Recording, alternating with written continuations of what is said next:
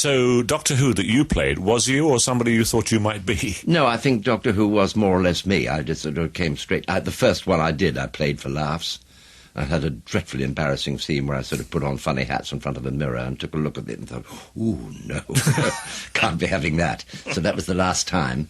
In fact, my original producers gave me the job because they wanted me to actually play the guitar and sing ballads and that sort of thing. Well, in the programme? In the programme, yes, because Pat Troughton, he played his penny whistle, so they thought, well, John can sing some medieval ballads with a guitar. But we got rid of all that. Doctor Who, the reason for its longevity and the reason for its enormous popularity, has it to do with the individuals who played him, or is there a magic there that I can't see? No, there's a magic that you, I'm sure, do see. It's pure escapism. It's people were sick of the kitchen sink and they wanted to go off into the realms of fantasy. Most actors would say that typecasting is a problem. Tom Baker, in fact, has just said that. Yes. It doesn't bother you? Yes, it does. It bothers me very much indeed. Unfortunately, people still say, because I no longer wish to carry everything on my shoulders, I don't necessarily want to be a leading man anymore. I like to do what my great friend Leslie Phillips has done so brilliantly now, and has just turned over to stop being the sort of silly-ass light comedian that he was, and is now turned into a most brilliant character actor. Taking on very challenging and sometimes unattractive roles. Absolutely, and brilliantly too. That's what I'd like to do, and I'm having a devil's own job to persuade young directors that this is what I can do, and they say, oh, well, Doctor Who, and I say, wait, hang on. What is the connection between the elegant, dandified science fiction folk hero figure and a filthy old scarecrow with a carrot for a nose of Wurzel Gummidge? Which you did after? Which I did afterwards, and with 12 million viewers a week at 5:30 on a Saturday. And they don't remember that? Well, you remind them, and they say, oh, yes, of course, but culty. But everything I've been involved with is culty. I'd love to know what culty means. Yeah, well, I don't know what it means either. I mean, the Navy Lark was culty. Yeah, I'm interested. You said yourself you've made a few pennies in your life, and presumably you haven't gambled everything away, and you still have enough for the bus fare. Why do you want to go on working? You've reached a stage with a body of work behind you where I would have thought you have enough respect not to bother. Oh, my God, no. I certainly... See, remember that when I was making Doctor Who, anybody thinks that I earned a lot of money, and that was crazy. Wasn't it a lot of money? Oh, no, terrible. I think I got £350 for an episode. What? Yeah. But that's a week's work. That was a week's work, oh, yes. And I couldn't do anything else. You see, when I was doing Wurzel, I was able to do much better with that because I did personal appearances at the weekends. Yeah. And that was knocked up a few quid with those. Additional bunts, yes. But we don't talk about those because the taxman maybe doesn't. Oh, the taxman knows all about that. So this I understand. I want to go back to a couple of things before we continue about your attitude to Doctor Who. There's on the vid, there's a 1973 clip from Blue Peter. Yeah. Which is earth-shatteringly funny, and you introduced the Whomobile. That's right. It's a wonderful moment because everything looks so tacky, doesn't it? Yes. But what do you think it looked tacky in the car? The car looks tacky. It's obviously someone from BBC has got behind and put a few lights on. Oh, but it wasn't. I assure you, it wasn't tacky at all. It was superbly put together. Oh, was it? Absolutely magnificent. It was the best-looking thing you've ever seen in your life, and everything worked. I mean, all the things... The only thing that didn't work was the ejector seat. But, I mean, all those... The computer thing worked enough, you see, photographically, so that you pressed a button and all the lights flashed. But it did work? Everything worked. Oh, I assumed it was a put-on job for... No, it did nearly 90 miles an hour. It was very, very fast. And it was designed by a man called Peter Farris in Nottingham, and somebody said to him, how many pieces, he said, will I be able to make this in? And they said 6 at a minimum. So he said, all right, I'll do it in 2, and did. And he did it in 2 mouldings. And it stopped the traffic wherever it went. We had to put it on a low loader eventually because people ran into each other when they took a look at it. Because it looked like a hovercraft. Was it hard work on Doctor Who? Oh, tremendously hard. Why? Because you're on your feet all the time. I hate standing up for long periods of time. I was injured my back during the war. Yeah. And standing is the thing that really tires me. And, of course, in the studio where you say, right, go, and you start a scene, and they say, stop, hold it there, and then you wait for 5 minutes while everybody moves cameras around, right, go on, and then stop. And that used to absolutely exhaust me, but you couldn't let it exhaust you thoroughly because you'd have to record it that same night. You stuck with Doctor Who for a long time, and then you made your escape. When you decided finally to leave, what motivated you? Oh, two things. One is that I said that I really felt that the team had broken up because Barry Letts, the producer, was leaving, the editor was leaving, my leading lady had left, my great friend Roger Delgado had been killed, who played the master. And it seemed like the end of an era, and so I said, I think I'll go. But I said that I will stay if you'd like to pay me a bit more money. Not a lot, but a bit.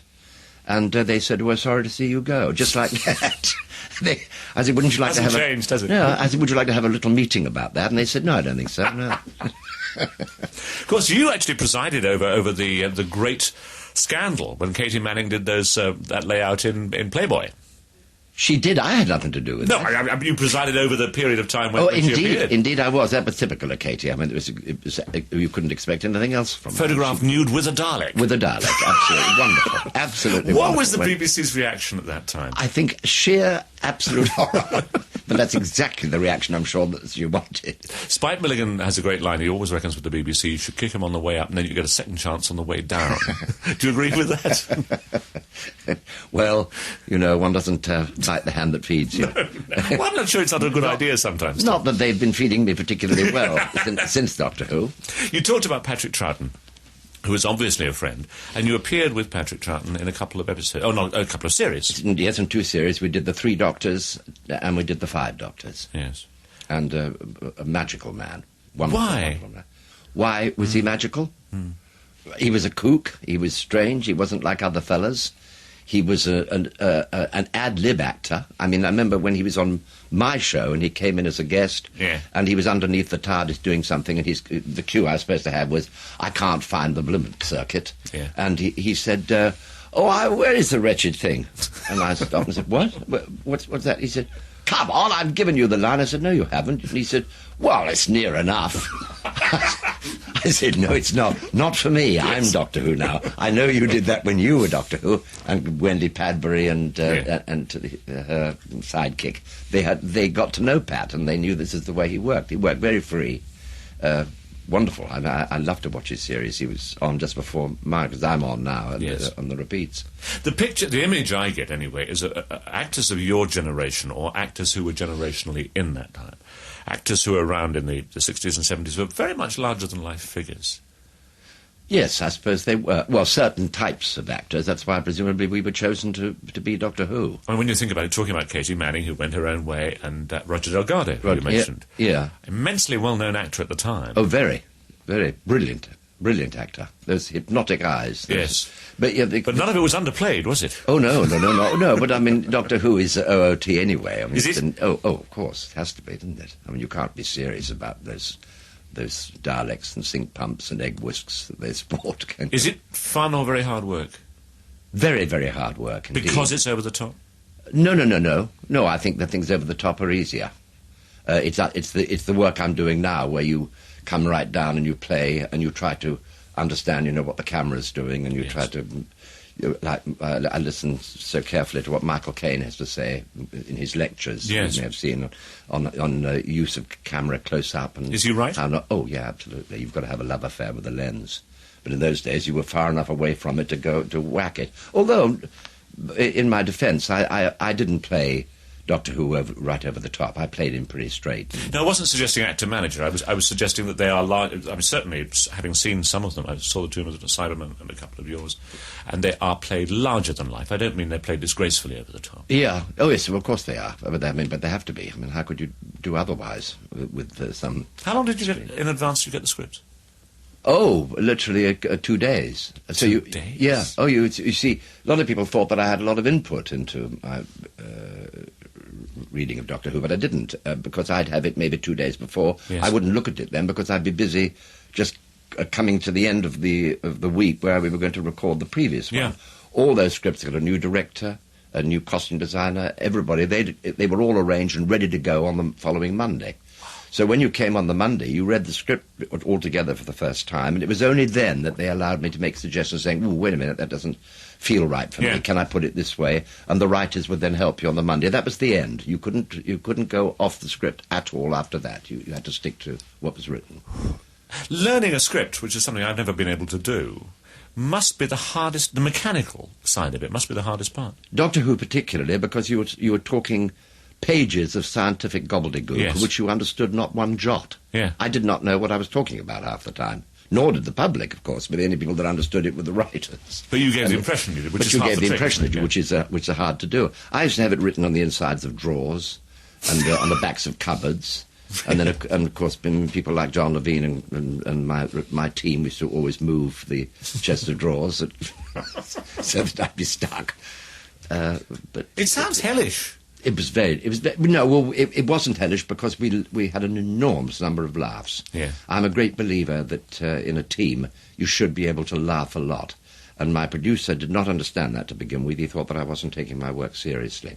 That's the BBC attitude, isn't it? Yes, and I took him to one side and said, "No, look, hang on. Have you ever come unstuck with me with the way we're working?" He said, "Well, no, we haven't." I said, "Well, that is the answer, isn't it? Everybody's happy. Yes. We're all laughing. We're a good team, and this is the way I think it works."